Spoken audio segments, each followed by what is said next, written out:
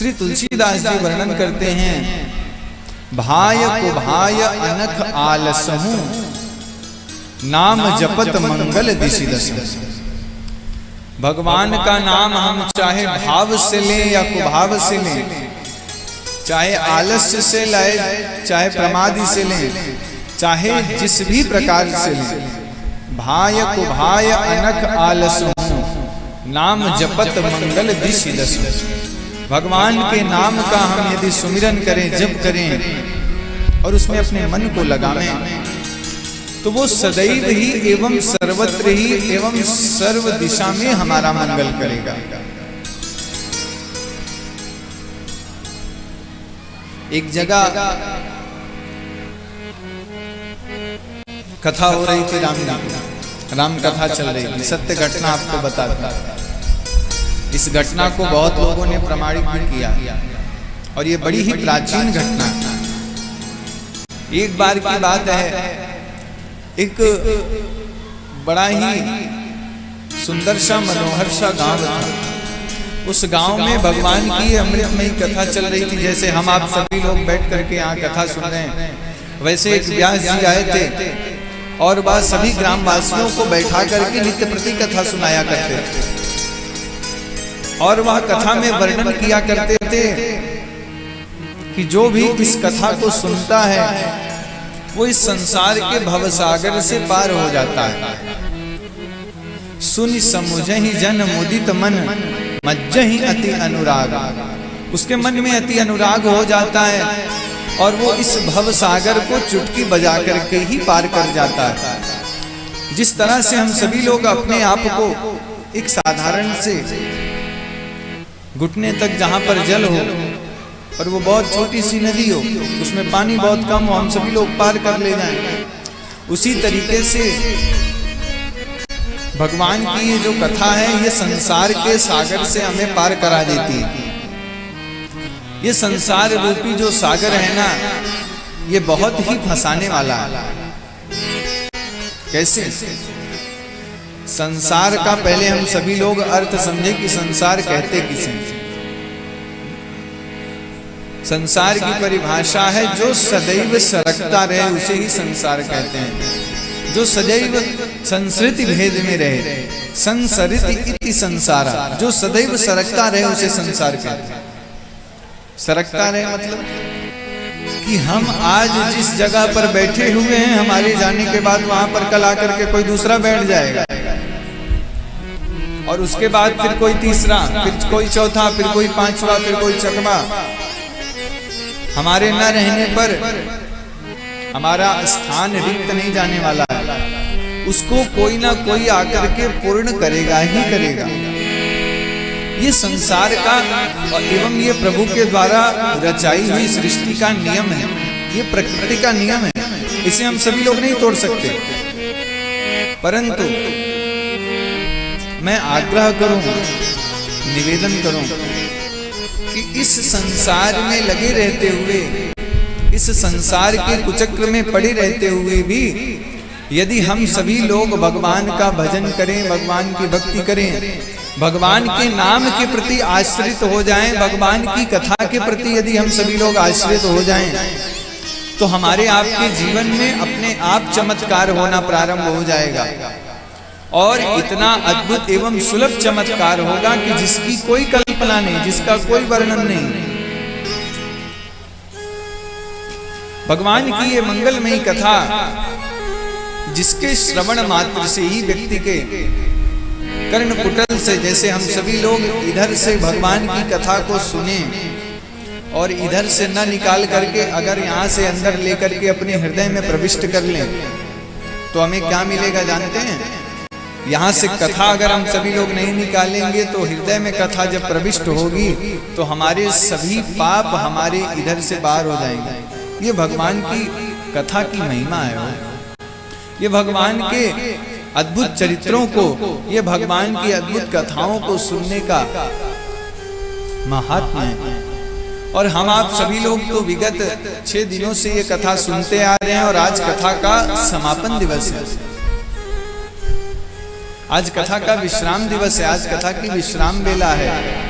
तो ऐसा सभी संतों का एवं ऐसा सभी श्रोताओं का भी भाव है कि जो 6 दिन तक कथा नहीं सुन पाता है, जो 6 दिन कथा न सुन पावे, यदि वो कथा में अंतिम दिन आकर के बैठ जाए तो उसे संपूर्ण कथा का फल प्राप्त हो जाता है। ये अंतिम दिवस की बेला का महत्व है। और मैं निवेदन करूं कि जहां जहां भी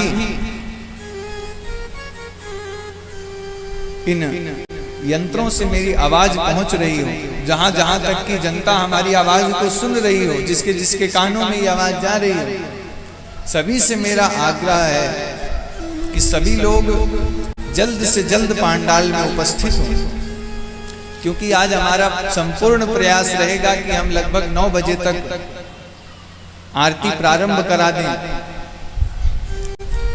और तो मैं निवेदन कर रहा था कि जिस तरह से व्यक्ति अपने आप को भगवान की कथा में लगाता है, उसी तरीके से भगवान भी अपने भक्त के प्रति समर्पित होते चले जाते हैं।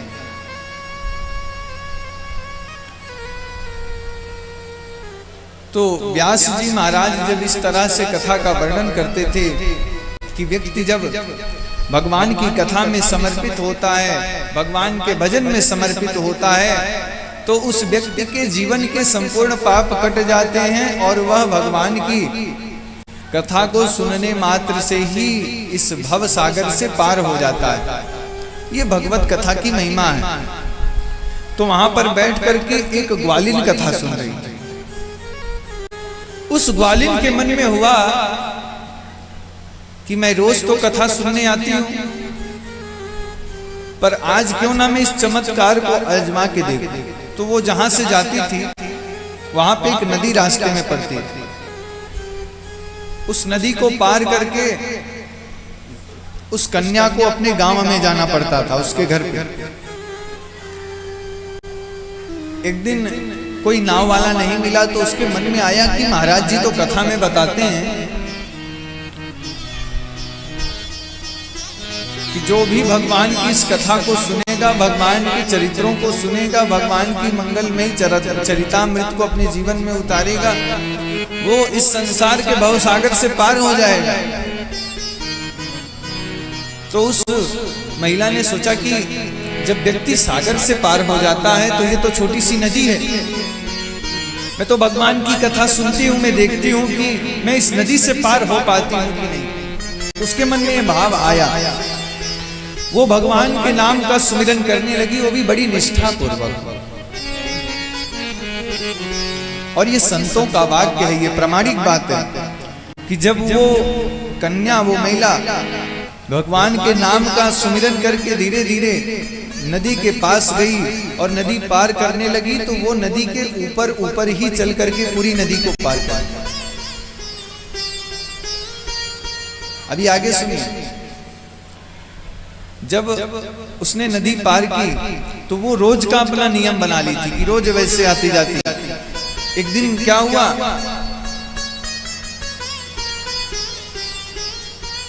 उसने निवेदन किया कि व्यास जी आपसे हमारा एक करपद्य निवेदन है कि आप हमारे साथ चलें और आज आप हमारे घर पे प्रसाद पाएं, आज हमारी ये इच्छा है। तो व्यास जी ने कहा ठीक है, कथा विश्राम के बाद हम आपके साथ चलेंगे, आपके घर पे प्रसाद पा लेंगे। वो कन्या व्यास जी को लेकर के गई उसी नदी से वाले रास्ते से। व्यास जी ने जैसे ही देखा कि सामने नदी है, कोई नाव नहीं है, उस कन्या ने भगवान के नाम का स्मरण करते हुए, भगवान के नाम का चिंतन करते हुए उस नदी को फिर से वैसे पार करना शुरू किया। वो नदी के ऊपर चलने लगी। तो व्यास जी ने सोचा कि ये कैसे हो गया, ये तो बड़ा असंभव कार्य है। उन्होंने अपनी आंखें मीची, नदी का पानी लेकर के अपने ऊपर छींटा मारा कि ये कैसे हो गया।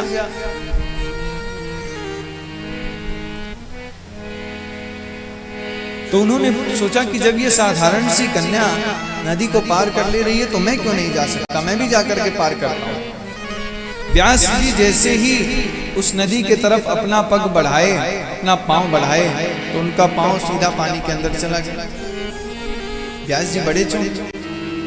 उस कन्या ने जब व्यास जी का हाथ पकड़ा तो व्यास जी का हाथ पकड़ के वो धीरे धीरे नदी को ले जाकर के किसी प्रकार से पार किया। और जब नदी पार हो गई तो व्यास जी ने उस कन्या के सामने हाथ जोड़ करके निवेदन किया कि तुमने इस नदी को कैसे पार किया, मुझे एक बात बताओ। मैं तो हमेशा कथा सुनाते रहता हूँ, भगवान की दिन भर चर्चा किया करता हूँ, मेरे ऊपर तो इतनी कृपा नहीं दिखाई दे रही, तुम्हारे ऊपर कैसे दिखी? तो उस कन्या ने बड़ा सुंदर सा उत्तर दिया। उसने कहा कि प्रभु ये तो मुझे भी नहीं पता, मैं तो बस आपके वाक्यों को अपने मन में दृढ़ करके आपने जो भी बोला है उसको दृढ़ पूर्वक मान करके भगवान के नाम का स्मरण करती और नदी पार कर देती है।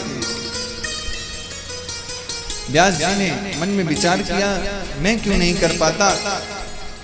तब उस कन्या ने और व्यास जी में एक बहुत ही बड़ा अंतर है। आप सभी लोग इस बात को समझें कि हमारे व्यास जी जो थे वो उपदेश देने में परम कुशल थे, दूसरों को उपदेश बहुत अच्छा देते थे, परंतु वो कन्या जो थी वो उपदेश को श्रवण करने में परम कुशल थी। वो इतनी कुशल थी कि भगवान के प्रति उसका दृढ़ विश्वास हो गया और ऐसा दृढ़ विश्वास हुआ कि संपूर्ण संसार ने फिर उस कन्या का चमत्कार देखा। और ये घटना दक्षिण प्रांत की है और आज भी वो स्थान वहां पर वर्तमान में स्थित है। और उसी कन्या के जाने के बाद फिर वो वहां से कुछ दिनों तक गांव में विचरण करती रही, भगवान की कथा को सुनती रही। उसके बाद फिर उस कन्या का पता नहीं चला। तो व्यास जी ने अपने स्वयं की आय से उस कन्या के नाम से उसी नदी के तट पर बड़ा सुंदर सा मंदिर बनवाया श्री राधा कृष्ण जी का।